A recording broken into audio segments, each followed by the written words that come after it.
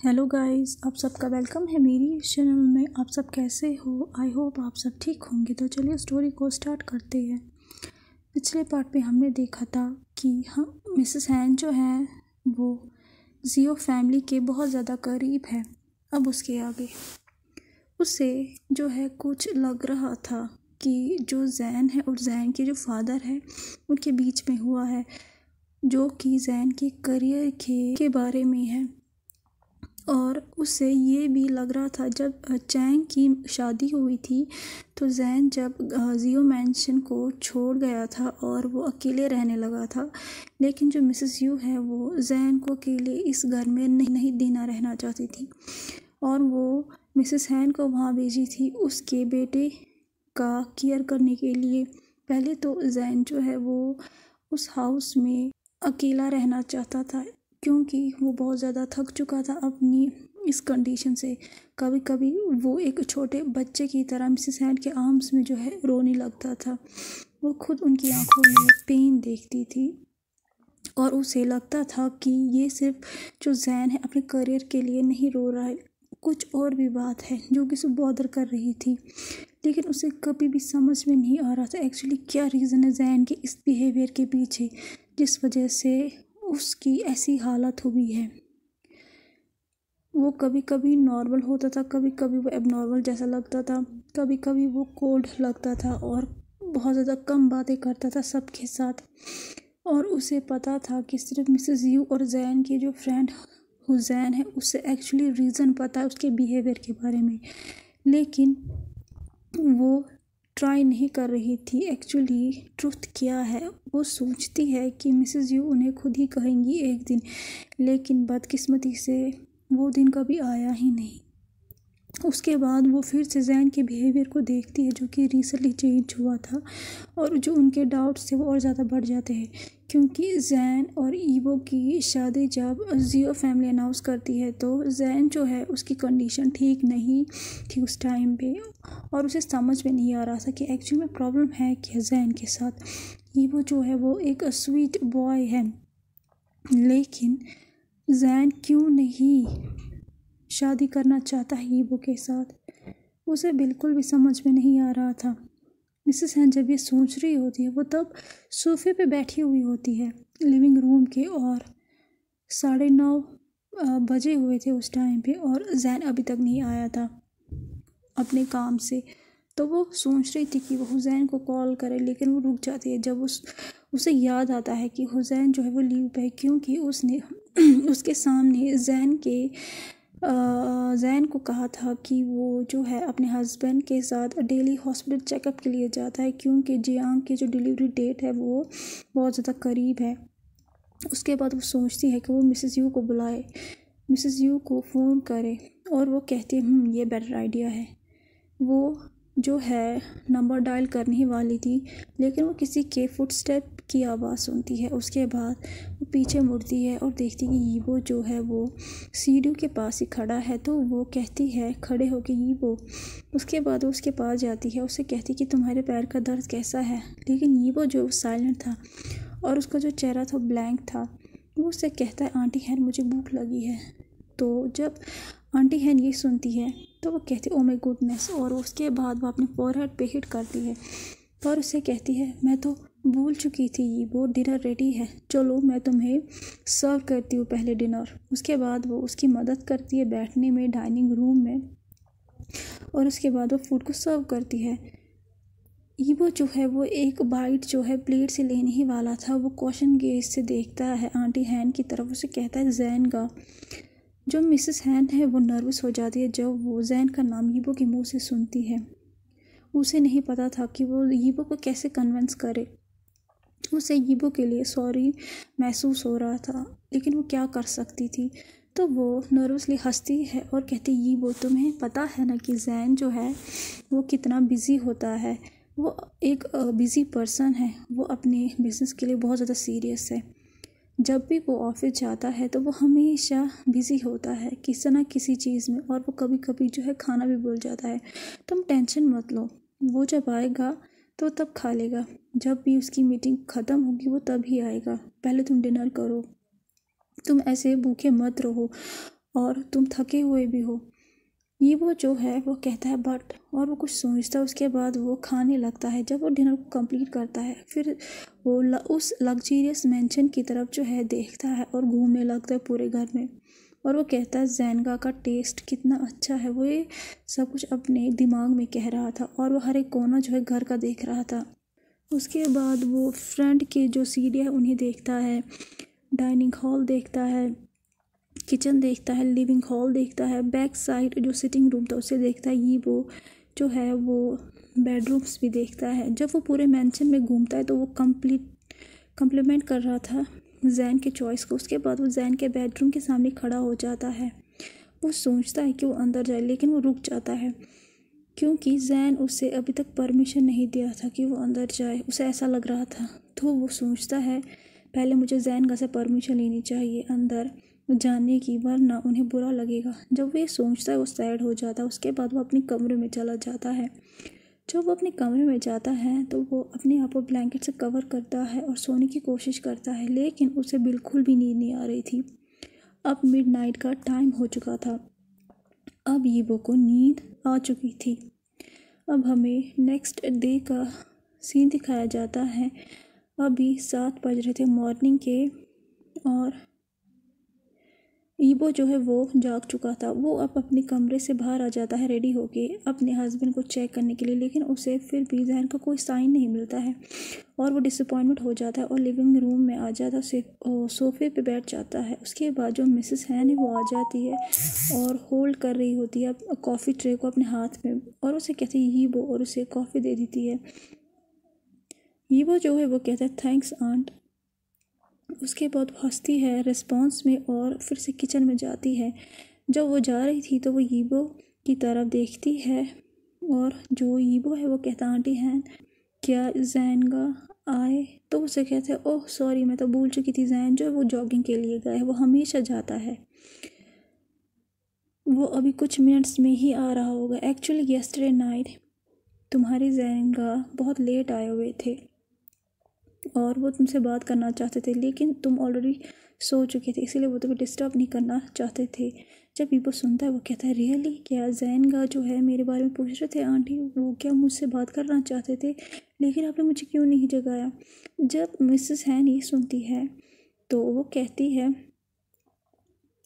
जब वो तुम्हारे कमरे में आया तो तुम सो चुके थे, तो वो तुम्हें डिस्टर्ब नहीं करना चाहता था, तो वो अपने कमरे में वापस चला गया था। इवन टुडे वो जो है वो मॉर्निंग में जो है पहले जागा हुआ था, उसके बाद वो तुम्हारे बारे में पूछ रहा था यीबो।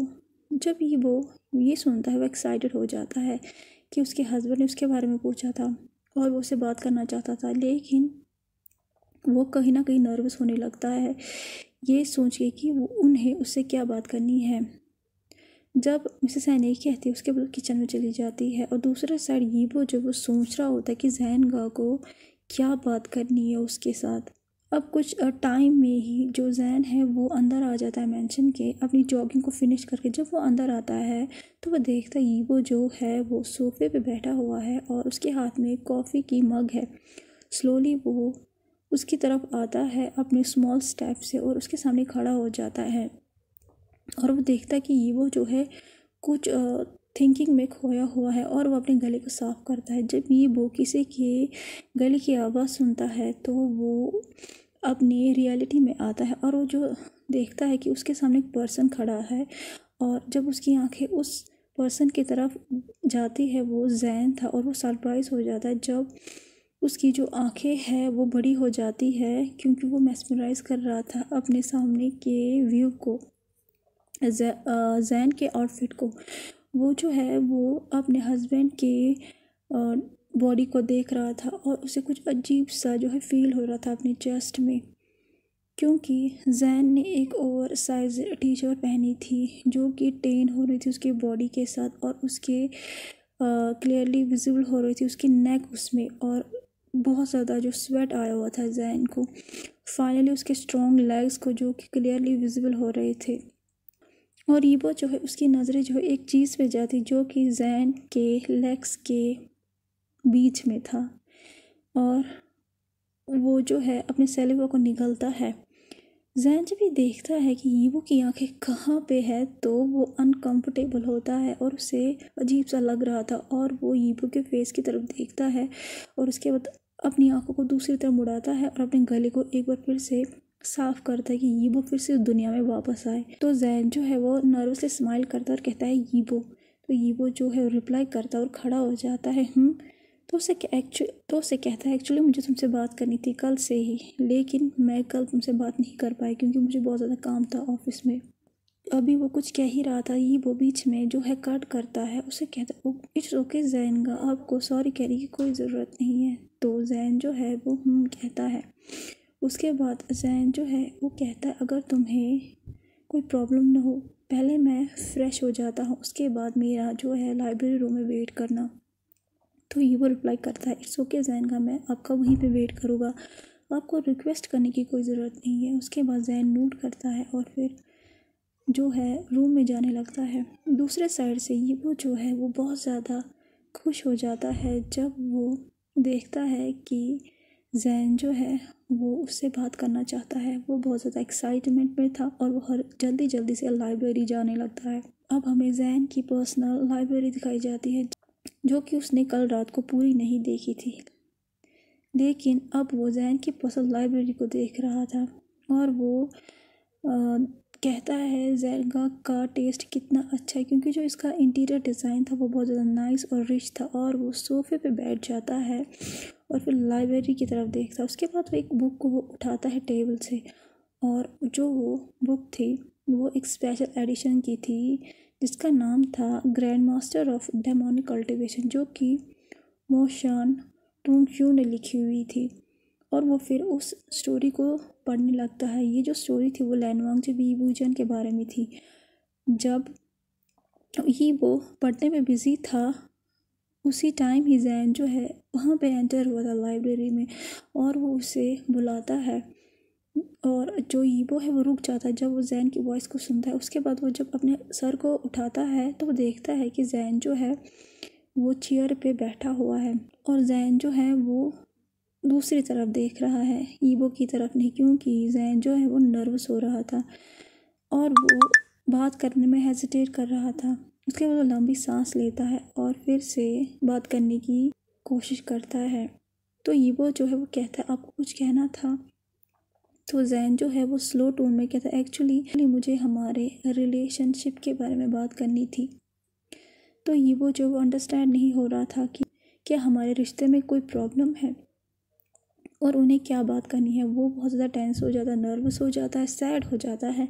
उसके मन में बहुत ज़्यादा चीज़ें चल रही थी और वो क्वेश्चन गेज से जैन की तरफ देखता है और कुछ नहीं कहता है। तो जैन कहता है तुम्हें पता है ना हमारी शादी कैसे हुई है, ये अरेंज मैरिज है। हम एक दूसरे को नहीं जानते, हम तो बस हमारी बचपन में शादी हुई थी और हम तब से एक दूसरे को नहीं जानते हैं। हमारे दिल में हम दोनों एक दूसरे के लिए फीलिंग्स नहीं है। मैं तुम्हें कंप्लेन नहीं कर रहा हूँ कि जो हमारे बचपन में हुआ था, जो हमारी शादी थी, उसका कोई मतलब नहीं था। मुझे पता है हम अपने पेरेंट्स की कितनी रिस्पेक्ट करते हैं, इसलिए हमने ये वेडिंग की। हम उनसे बहुत ज़्यादा प्यार करते हैं, इसीलिए हमने इस ऑप्शन को, शादी के ऑप्शन को जो है चूज़ किया, क्योंकि हम उनकी रिस्पेक्ट करते हैं। तो ये वो अपने मन में कहता है ओ नो जाएगा, मैंने इसीलिए एक्सेप्ट नहीं की है इस शादी को, हाँ हमारे पेरेंट्स के लिए, लेकिन मैं सच में आपसे बहुत ज़्यादा प्यार करता हूँ। जब मैंने आपको पहली बार देखा मैंने तब ही एक्सेप्ट की थी इस शादी को। ये वो ये कहना चाहता था लेकिन वो अपने मुंह को बंद करता है और जैन कहता है एक्चुअली ये वो जो मैं कहना चाहता था, मैं ये कहना चाहता हूँ तुमसे कि ना ही मुझे तुम पसंद हो ना ही मुझे तुमसे नफ़रत है। मैं बस थोड़ा सा टाइम चाहता हूँ हम दोनों के लिए, कि हम दोनों एक दूसरे को समझे। पहले हम एक दूसरे को समझे, उसके बाद हम अपनी लाइफ को स्टार्ट करें, ये हमारे लिए बहुत ही अच्छा होगा।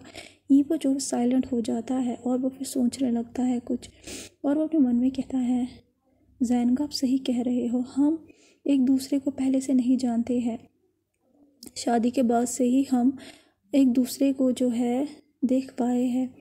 आफ्टर ऑल ये एक अरेंज मैरिज है और सब कुछ इतनी जल्दी जल्दी हुआ है हम दोनों एक दूसरे को अंडरस्टैंड भी नहीं कर पाए। तो कैसा लगा आज का पार्ट आपको? जैसा भी लगा हो प्लीज़ लाइक शेयर सब्सक्राइब ज़रूर कीजिएगा। प्लीज़ लाइक शेयर सब्सक्राइब ज़रूर कीजिए और कमेंट ज़रूर कीजिएगा।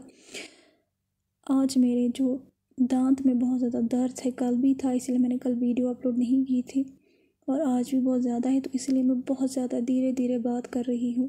मुझे पता आप लोग वीडियोस का वेट कर रहे होंगे, इसीलिए तो प्लीज़ प्लीज़ प्लीज़ प्लीज़ मेरे चैनल को प्लीज़ लाइक शेयर सब्सक्राइब ज़रूर कीजिए। लाइक शेयर सब्सक्राइब ज़रूर कीजिए। आप मेरे चैनल को सब्सक्राइब करते ही नहीं हो, प्लीज़ लाइक शेयर सब्सक्राइब ज़रूर कीजिए और कमेंट ज़रूर कीजिए। Thank you so much. Bye bye.